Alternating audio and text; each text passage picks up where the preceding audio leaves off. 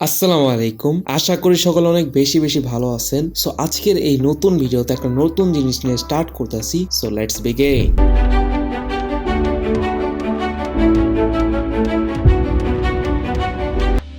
So আমরা যারা নতুন নতুন ডিজাইনার কমিউনিটিতে আসতেছি বা ডিজাইনিং শিখতে যেতেছি, তারা একটা প্রবলেম মেইনলি ফেস করতেছি, সেটা হচ্ছে পিএসসিসি যে ডিজাইনিং এ মোবাইলের যে পপুলার অ্যাপটা আছে সেটা আমাদের ফোনে ওয়ার্ক করে না। কারণ কি, আমরা অনেকেই জানি পিএসসিসি যে অ্যাপটা আছে সেটা হচ্ছে একটা অ্যাডোবির অ্যাপ, এবং অ্যাডোবি কোম্পানি এটাকে অনেক আগেই বন্ধ করে দিয়েছিল, এবং এটাকে কোনো লেটেস্ট আপডেট না আসায় এটার যে নতুন অ্যান্ড্রয়েড ফোনগুলো আছে সেগুলোর মধ্যে ওয়ার্ক করে না। বাট কমিউনিটির মধ্যে আরেকটা অ্যাপ আছে যেটার নাম হচ্ছে আইবিএস পেইন্ট এক্স।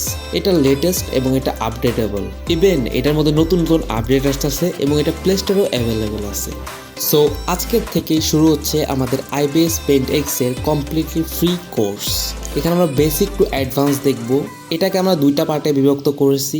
ফার্স্ট পার্টে আমরা এটার বেসিক ঝালাপালা করে ফেলবো, এবং সেকেন্ড পার্টে আমরা থাম্বনেল ক্রিয়েট বা ডিজাইনিং এর মাধ্যমে এটার অ্যাডভান্সে যাব। সো অনেকেই মনে মনে ভাবতেছেন যে আইবিএস পেইন্ট এক্সটা খুবই কঠিন, বাট ট্রাস্ট মি ভাই, এটা শিখতে মাত্র আপনাদের 1 মাস সময় লাগবে। এটা যতটা দেখা যায় ততটা কঠিন না, বিকজ এই অ্যাপের ভিতরে 3টা ফিউচার আছে: ডিজাইনিং, ইলাস্ট্রেটর এবং অ্যানিমেশন। সো সব মিলিয়ে অনেকগুলো ফিচার আছে। সো সেইগুলো দেখতে মনে হয় যে অনেক, বাট আমরা সেগুলোই শিখবো যেগুলো আমাদের ডিজাইনিংয়ের কাজে আসবে, বাকিগুলো আমাদের ধরার প্রয়োজন নাই। সো আপনারা যদি চান এই সিরিজটা আমি কন্টিনিউ করি, তার জন্য আপনাদের বেশি বেশি সাপোর্ট দিতে হবে, তাহলে এই সিরিজটা কন্টিনিউ হবে।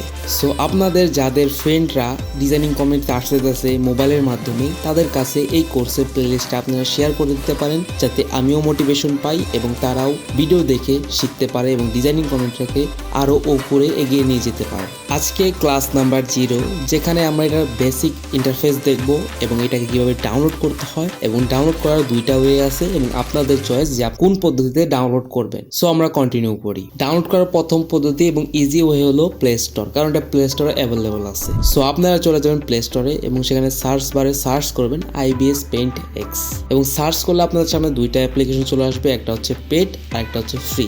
সো আপনার ফ্রিটা ইনস্টল করে নেবেন। আমার মনে হয় না আর বেশি কিছু বলার আছে যে প্লে স্টোর থেকে কিভাবে ইনস্টল করতে হয়। প্লে স্টোরতে ডাউনলোড করলে আপনাদের একটা প্যারার সম্মুখীন হতে হবে, সেটা হচ্ছে অ্যাড দেখতে হবে। অ্যাড দেখে আপনাদের অনেকগুলো টুলে অ্যাক্সেস করতে হবে। তো এই প্যারার থেকে মুক্তি পাওয়ার জন্য সেকেন্ড ওয়েটা এক্সিস্ট করে। এটা আমি গাইডলাইনের কারণে ইউটিউবে সরাসরি বলতে পারতাছি না। ডিসক্রিপশন বক্সে আমার টেলিগ্রাম চ্যানেলের লিঙ্ক দেওয়া আছে, আমার টেলিগ্রাম চ্যানেলে জয়েন হয়ে যাবেন, এবং সেখানে পিন করে দেওয়া আছে আইবিএস পেইন্ট এক্স এর লেটেস্ট অ্যাপের লিঙ্ক। তো সেখান থেকে আপনারা অ্যাপটা ডাউনলোড করে নেবেন। তাছাড়া যারা পারেন যে কিভাবে অ্যাপগুলো ডাউনলোড করতে হয়, তো তাহলে আপনারা গুগল থেকে ডাইরেক্ট ডাউনলোড করে নেবেন। এবং একটা জিনিস খেয়াল রাখবেন, দেখে নেবেন যে কোন ভার্সন আপনাদের ফোনে পারফেক্টলি ওয়ার্ক করে, তো সেটাই আপনারা ডাউনলোড করে নেবেন। ডাউনলোড করে নিছেন, এখন ইনস্টল করার পর চলেন এটা ইন্টারফেসের সাথে একটু পরিচিত হই। শুরুতেই অ্যাপটা ওপেন করলে আপনাদের সামনে কিছু পারমিশন চাইবে, সেগুলো আপনাকে অ্যালাউ করে দিতে হবে। দেন আপনাদের সামনে এরকম কিছুটা একটা ইন্টারফেস চলে আসবে। এখানে আমাদের কাজ হচ্ছে মাই গ্যালারিতে। সিম্পলি আমরা সেখানে ক্লিক করব, আর এখানে আপনাদের যত প্রজেক্টগুলোর কাজ আপনারা করে থাকবেন সেগুলো শো করবে। সো দেখেন আমি একটা করছিলাম, তো সেটা শো করছে। এখানে অনেকগুলো অপশনে আছে, বাট এখানে খুব একটা কাজের জিনিস নাই। এখানে 2 থেকে 3টা টুল হচ্ছে আমাদের কাজের। ফার্স্ট হচ্ছে প্লাস আইকন, সেকেন্ড হচ্ছে প্লে বাটন, আর হচ্ছে 3 dot button.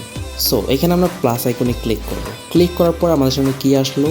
Folder, import picture, তারপরে সাইজ, তারপরে নিচে র্যান্ডম অনেকগুলো সাইজের প্রিসেট দেওয়া আছে। এখানে বলছিলাম না অ্যানিমেশনও করা যায়, তো অ্যানিমেশনেরও অনেকগুলো প্রিসেট দেওয়া আছে।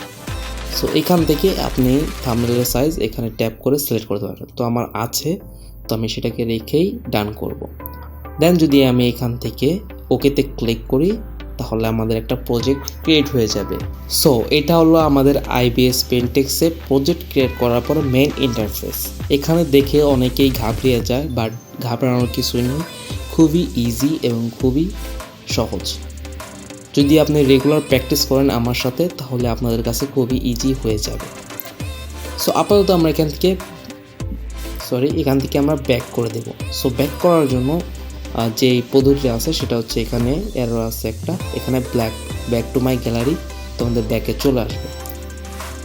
সো এখানে তারপর আছে প্লে বাটন। প্লে বাটনটা কী কাজ করে, মনে করেন আমি এই প্রজেক্টের উপরে ক্লিক করলাম, এখন যদি আমি প্লেতে দিই তাহলে যেটা ক্রিয়েটের যে প্রসেসটা আছে সেটা প্লে হবে, আর এখানে ক্রস বাটন আছে কেটে দিলেই হয়ে যাবে, এবং থ্রি ডট আছে এখানে ক্লিক করে আপনারা এই প্রজেক্টটাকে ডুপ্লিকেট করতে পারবেন, সেভ অ্যাজ ইমেজ করতে পারবেন, তারপর এখান থেকে যে ভিডিওটা সেটাও সেভ করতে পারবেন।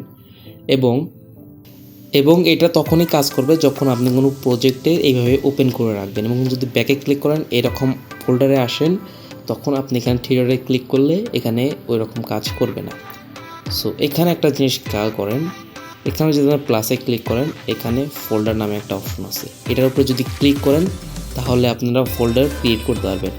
ফোল্ডারটা ক্রিয়েট হওয়ার পরে আপনি যদি ফোল্ডারের উপরে ক্লিক করেন এবং এখান থেকে এই যে ডিটেলসের মতো একটা অপশন আছে, এটার উপরে যখন ক্লিক করবেন এখানে ফোল্ডার 1 লেখা আসবে, এখান থেকে আপনি ফোল্ডারের নাম সিলেক্ট করতে পারবেন। সো আমি র্যান্ডম একটা নাম দিয়ে দিলাম, দিয়ে আমি ওকে করলাম।